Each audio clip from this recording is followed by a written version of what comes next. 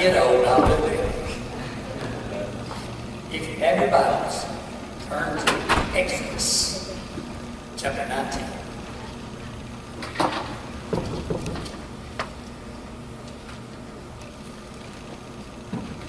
We'll read verses 5 and 6. The Bible says, "Now therefore, if you will obey my voice indeed, and keep my covenant, then ye shall be a peculiar people, or treasure unto me above all people, for all the earth is mine.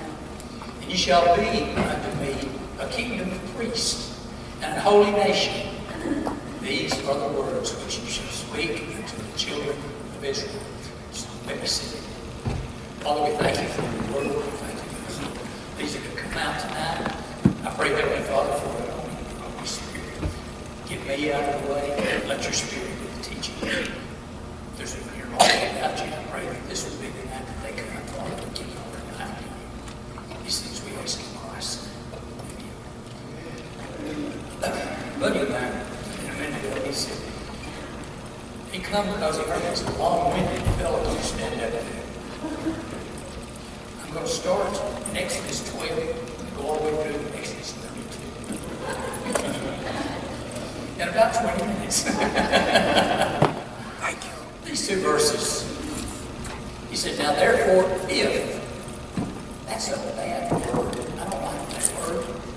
If you do this, then I'll do that. I don't like that. That is a condition. That's what the law is based on. And they hadn't even received the law. But he said, "If you will obey my voice indeed and keep my covenant, then you shall be a peculiar treasure unto me." In other words, you'll be a very special people to me. You'll be my people, all above all people. For all the earth is mine. And you'll be above all these other people. Then notice what he told Moses. Moses, you go tell the people. Let's see. So Moses goes down there, verse 8. "And all the people answered together and said, All that the Lord has spoken, we will do." Familiar words, but did they do it? No. God loved Israel. God still loves Israel. But Israel turns their back on God, just like America has turned her back on God. Israel has pulled away from God. They don't do the things that God told them to do. But these two verses show that Israel was a nation on probation. Now, what that means is that God will observe the character and activities of Israel for a certain period of time before declaring them to be his special people. And notice that word again, if. That one word is what makes the law. And that's what separates the law from grace. God's grace saves us. He doesn't say, if you will do this and do that and do the other. He says, believe. Believe, and you shall be saved. Whosoever shall call on the name of the Lord shall be saved. He didn't say, if you keep the law, you'll be saved. He didn't tell us that. But that's what he told Israel. But you got to remember, Israel was a saved nation. Go back to chapter 12 and look at it. And the Bible teaches us that this is the Exodus, or 12, 13, and 14 is actually the Exodus of people coming out of Egyptian bondage. But the people were granted salvation from serving Passover. The Lord had told Moses, said, Moses, I want you to go down and rescue these people and bring them out. Moses said, I can't do that, Lord. I can't even talk. I stutter like that. I can't talk. Lord said, well, it don't matter. I made your tongue. I will go with you. I want you to go down and tell the people that come out and worship me. Moses said, Lord, I just can't do that. The people won't even listen to me. So Moses, what you got in your hand? He said, rod, a stick. Oh, down on the ground. He did. It was a snake. If it had been me, I'd stick it. But it turned into a serpent. God said, Moses, pick up the serpent by its tail and change it into a rod. He told him, put your hand in your bosom. You know the story. I'm not telling you the whole story. But he caused many plagues, 10 plagues to come up on Egypt because they would not allow Israel to come out and worship him. They'd been in bondage for 400 years. A long time. Long as some people got here. The people were granted salvation because they did what God told them to do. He said, put the blood of the lamb on the 2 doorposts and the lamp. And when my angel comes through and sees them, it will pass you by. But everybody else that doesn't have that, the firstborn will be taken. These people were saved. Right then and there when they did what he told them. And this is salvation not for obeying the law, but for obeying God, doing what God said for them to do. Skip to chapter 14. People come out of Egypt, they were happy. Goodness gracious, they were singing, praising the Lord for all that he had done, for bringing them out. And this old fellow named Pharaoh said back in Egypt, he said, we let those people go. Who's going to make our rich? Who's going to do all the work? So I guess my people have to do it. They say, not us. Let's go get them. So they take off and go after them and bring them back. Well, the people of Israel didn't know that this was happening. They were happy and singing, and Moses led them up to the Red Sea. They're drowned because of God's army behind them. Red Sea in front of them, Egyptian army behind them. And they'd been singing all the way, praising God for delivering them out of bondage. But like old Orpheus in Greek mythology, they made a mistake. They looked back. They saw that army. Oh, what are we going to do? What in the world are we going to do? How are we going to get out of this mess? The ocean's in front of us. The army's behind us. You're going to kill us. You brought us out just to get us killed here in the Red Sea. Look at verse 13 in chapter 14. Moses said to the people, fear ye not, stand still and see the salvation of the Lord. Just look, stand still, and you'll see what the Lord can do. Now, we know that there was an angel in a cloud that led them by day and fire by night. Well, this cloud was up there, and it decided to move and drop down on the ground to keep the army from being able to see where the people of Israel were. And if things got dark, they couldn't see. And God told Moses, said, Moses, I want you to stretch out your hand over this sea. And he did it. And the sea just opened up for him. And the people walked across on dry ground. And if you've ever been around the creek and dammed up and started walking, as you walk in mud, he emptied his butt. But the Bible says they walked across on dry land. What an amazing God we serve. After Israel had passed into the sea and was going across, the Egyptians got through the cloud and they said, look what those people are doing. We ought to be able to do the same thing. So they decided, okay, we're going to do it. But when they got out there in the middle, the waters was on either side of them. God troubled them, vexed them, the Bible says, I believe. Even took the wheels off the chariots. They couldn't drive the chariots. And Egypt must have had 1 or 2 people who had a little bit of sense because they decided to turn around and go back. But God had another plan. Moses stretched out his hand again. Here comes the waters and drowned all of the Egyptian army. The people celebrated. They sang praises unto God, and they saw the bodies washed up the dry land. Now go to chapter 15. What a difference a day makes. People were singing. They were rejoicing that God had delivered them not only out of bondage, but he had delivered them from the army. Then the water ran out. The people traveled 3 days and finally found some water, and place called Mark. But it was bitter water. And they murmured against Moses, and they fussed at him. Moses, we got to have water. You brought us out here, you're going to let us die because we hadn't got no water to drink. Moses prayed. God showed him a tree, said, Moses, you take that tree, cast it into the water, and the water will be found. Moses did as he was told, and the water became sweet, no longer bitter, and they were able to drink it. Chapter 16.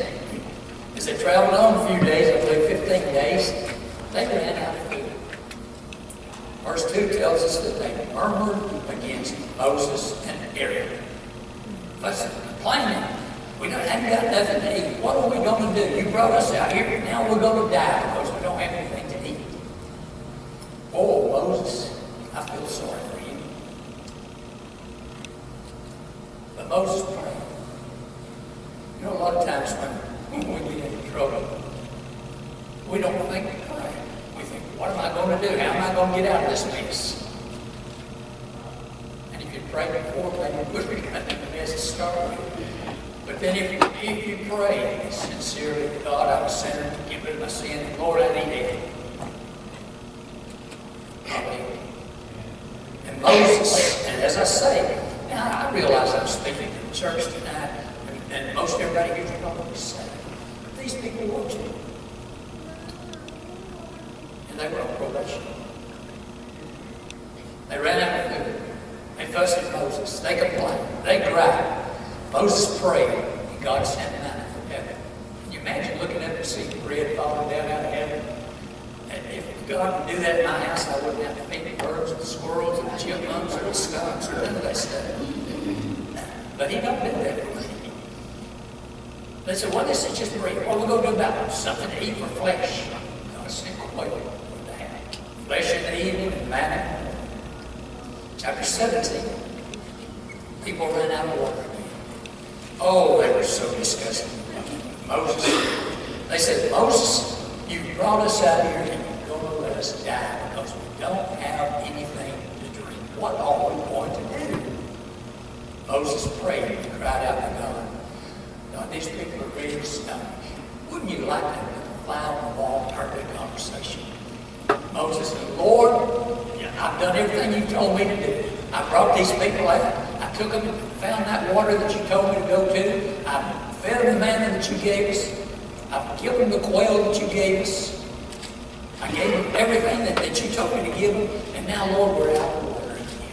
What am I going to do? These people are going to kill me.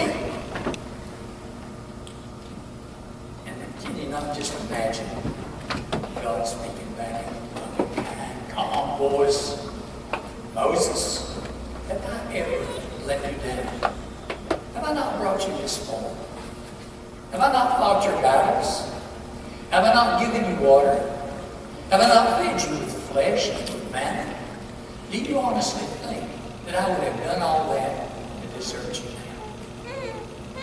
And when we look around at our situation in life, we might say, God, I need this or I need that. God, I just don't know what I'm going to do. And God's calm, loving voice says, I have never let you down. I'm not going to let you down now. I'm going to be right there with you. I'll help you to get through this. Just don't give up. So go gather the elders. I want you to go to the rock in Horeb. I want you to gather the elders there, and I'll get all the glory out of it. And when they got to the rock, God said, Moses, take that rod you got in your hand and strike the rock, and you'll have water. Moses did what the Lord told him to do, and Israel had plenty of water. If you'll remember, there was less than 80 people went into Egypt. Over 2 million came out 400 years later. They had enough water for over 2 million people, all of their cattle, and just had plenty of water. But all of these doubts, all of these murmurings, all this complaining are why Israel gets in trouble. They get in trouble because they have nothing. And that brings us all the way back to chapter 19, verses 5 and 6. And I won't read those again. But God had given the 10 Commandments in chapter 20. He gave them verbally. And Moses told the people, Ten Commandments. He gave them to them. He also gave several judgments that he wanted his people to follow. God had called Moses up to Mount Sinai in chapter 25, and he gave him more instructions. God gave him instructions on the materials and how to build the tabernacle and how to build the ark. And not only how to do it, but he said, I want it done this particular way. And this is the material that I want this particular thing made out of. He also gave him instructions for the high priest. Now we skip to chapter 32. And that was my main thing anyway. The rest of it I won't charge you for.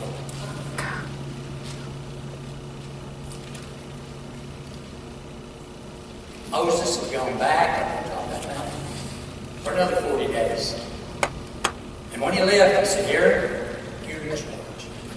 I want you to take care of these people, and you make sure that they don't get in any trouble. No problem, brother. I'll handle it. I imagine that's what he said. That's not Bible. Verse 1 says, and when the people saw that Moses delayed to come down out of the mountain, the people gathered themselves together unto Aaron and said to him, get up, make us gods. And notice that is what it is. Which shall go before us. For as for this Moses, the man that brought us up out of the land of Egypt, we don't know what has become of him. I don't believe, personally, and it's just my belief, I do not believe that they intended to replace God with this idol. These gods. But they were like some of the other religions that were going to add this God to God. They broke the first commandment. You shall have no other gods before me. Exodus 20, verse 3. Then he said, Aaron said unto them, break off the golden earrings which are in the ears of your wives, your sons, and your daughters, and bring them to me. This gold, these earrings came from Egypt. They had borrowed. God had instructed them to borrow everything they could possibly borrow. When they left Egypt, take everything that they could possibly take. So, Aaron, he stood there and argued with them for 40 days. Aaron didn't argue at all. He said, bring me your golden earrings. And notice what it says. They broke them off and gave to Aaron, and he fashioned it with a graving tool and made a good molten calf. He was an expert person with metal. He made it, and he put it in the fire to purify it, melted it down, and made the golden calf. Then he said, these be thy gods, O Israel, which brought thee out of the land of Egypt. I do not believe that Aaron was giving credit to the calf for bringing them out of Egypt. Aaron was too smart. Aaron was the man that had been chosen to be the first high priest. And I just do not believe in my heart that he was saying, this is the God that brought you out. He said these gods, again with an S, using the Lord in there. But they broke the second commandment. You shall not make any graven image of anything in heaven or in earth. And if you find one, you shall not worship any graven image. Exodus 24 through 6 and verse 23. Now notice in verse 5, when Aaron saw the calf, he built an altar before it. And Aaron made a proclamation and said, tomorrow is a feast unto the Lord. Now here they are, worshiping an idol. And they're going to have a feast unto the Lord. How do you think that made God feel? How do you think it makes God feel when we decide to do something above Him or even beside Him? God's a jealous God. He doesn't want anything anywhere near equal to Him because there is no equal to God. And yet sometimes we want to take our thoughts or our things and make them equal to God. And it just does not work. They wanted their religion both ways. They wanted the blessings and the protection from God. And yet they're going to have a feast of the Lord while worshiping the golden calf. Was In verse 6, the people went out to play. Now, if you take your Strong's Concordance and trace that word out, you'll find that it don't mean they never had a horseshoe contest. It means that they were committing adultery. They were cavorting, if you will. Israel broke the seventh commandment. Thou shalt not commit adultery. Exodus 20:14. In verses 7 through 10, God was panicked. He saw what was going on there. And notice what he said. The Lord said unto Moses, verse 7, Go, get down, for your people. Notice what he said. For thy people, your people, Moses, these are your people, that you brought out of the land of Egypt. They have corrupted themselves. God wouldn't even claim them as his own. Didn't even admit that he was responsible for bringing them out of bondage. He was angry. Then he goes on a little further and tells Moses that I'm going to destroy all of these people, and I'll make a great nation out of you. Moses said, Lord, I don't think that's a good idea. In the first place, why are you so angry with your people? Give me right back. I don't want these people, Lord, they're yours. That you brought out of Egypt. But his argument was that if God destroyed all the people, that the Egyptians and the nations all around would look and say, God brought the people out of there just to kill them. Just for evil purposes, or for mischief, I think is what the Bible says. You brought them out of Egypt, Lord. And remember also that if you destroy them, you're going to lose respect.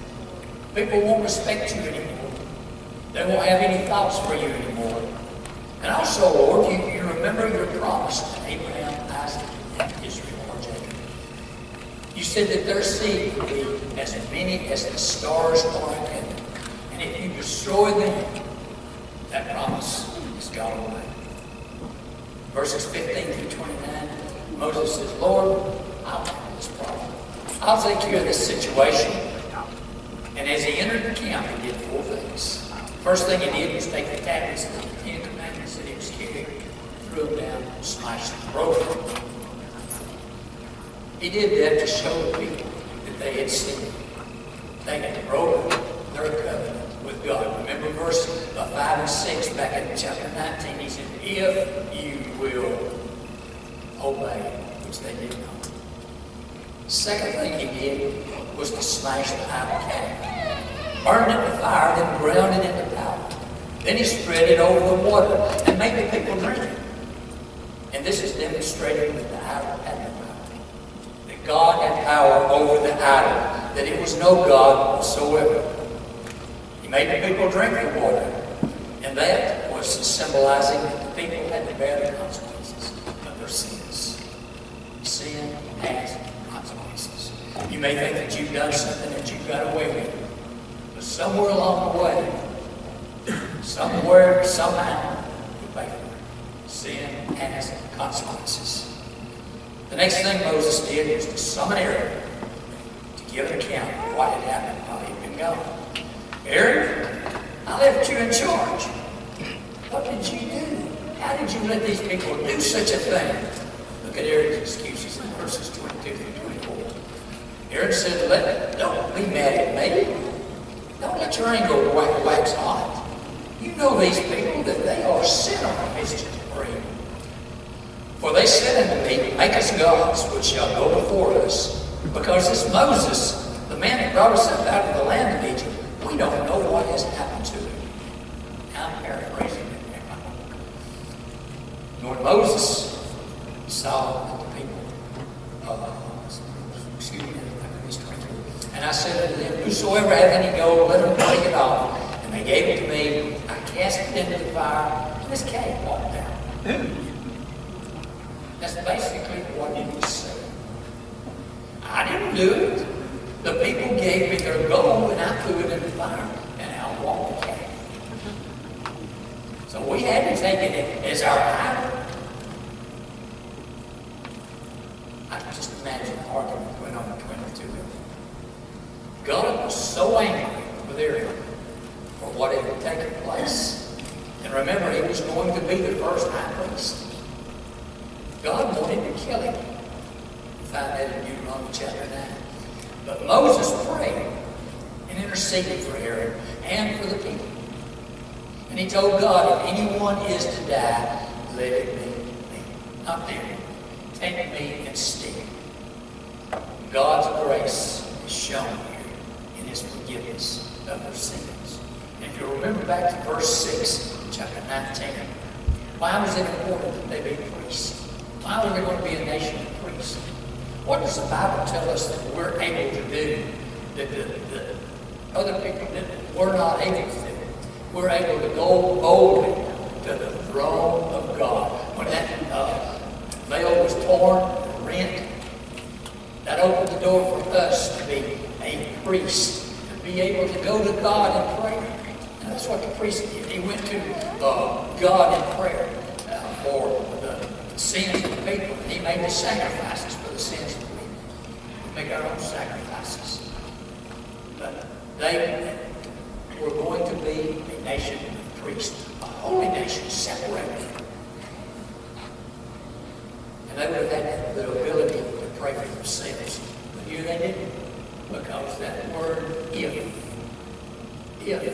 you will obey.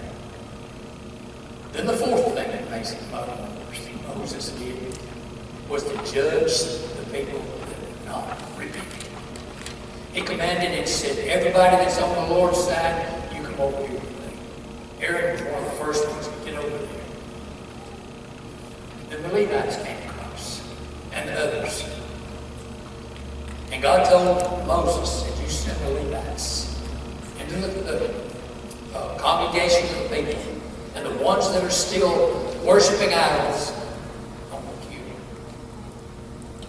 And he did. Tell the Levites, take your sword, go through the camp. Any of them that are unrepentant, kill them. And that's exactly what happened. He killed 3,000 people with a sword. By the way, after this, these Levites became priests and took care of the tabernacle and the ark. And if you notice in verse 35, God not only punished them that way, he sent plagues on the people too. Don't know how many of them might have died. Now this was rather a long story for me to get to my point. Israel was a nation on probation. They wanted the benefits, the protection, and the things that God could give them, but they didn't keep the pleasures of the world. In other words, they were sitting on the fence. Revelations 3:15 and 16 says, I know your works. You're neither hot nor cold. Whoops, I reversed it. Cold or hot. I would, or I wish that you were cold or hot. So because you're lukewarm and neither cold or hot, I will spew you out of my mouth. Now there's certain drinks that I like cold. I like cold water sometimes when it's hot. I want cold water. If it's lukewarm, I don't have nothing to do with it. But on the other hand, I want hot coffee. I want it so hot that it burns my tongue when I drink it. That's the way I like my coffee. I do not want it lukewarm. I don't want my water lukewarm. When I get out and mow in the yard, I'll keep my water out of the refrigerator and sit in the bottom. And when it gets to where it's lukewarm, that's all I want. And I throw it away. And God said, I will spew you out of my mouth. Keep in mind, this is not lost people. These people, this group of people, were all sinners. And you may say, well, why wasn't Aaron punished? Aaron was punished. He wasn't allowed to go in the promised land. And not only that, he lost his two grown sons. Nadab and Abihu. He was punished.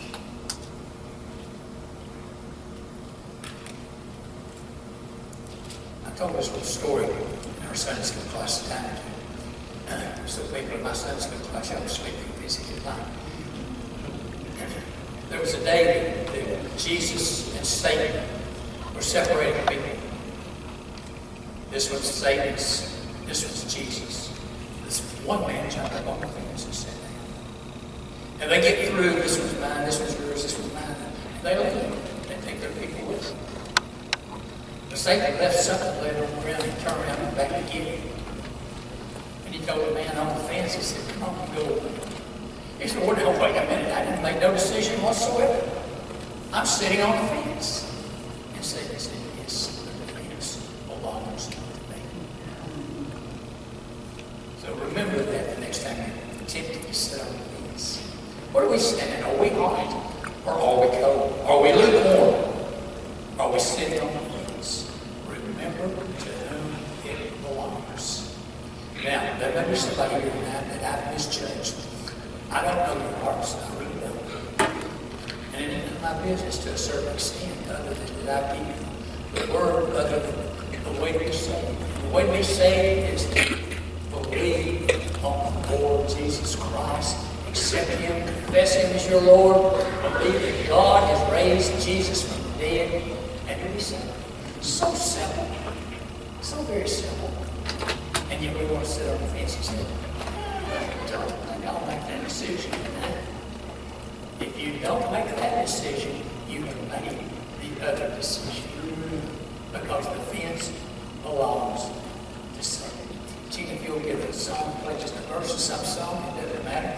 Yeah, it does too. Play 44. 44.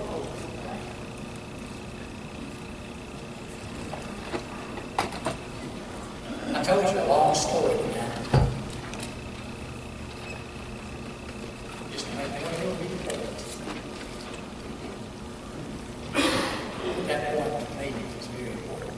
We cannot sit on the fence when it comes to Jesus Christ. We must either accept Him or just go ahead and say, no, I am not going to accept you. You can't say, well, I'll do some other time. You may not have another time. You may leave this place and never come back. Not due to your own wishes, but you may not ever come back. And let me tell you something. Jesus is coming back to get His church. Amen. And His church is made up of people that have accepted Him, that are saved. He's coming back to get us, to take us home with Him. And it's not going to be very long. Look around you and see the shape that the world's in. And I know that they've been saying it for 2,000 years. But that doesn't make it any less true. God makes a promise. When Jesus makes a promise, He keeps His promise. And we have a covenant with Him. Believe on the Lord as your Lord. Believe that God has raised Him from the dead. That's the covenant. Stand, please.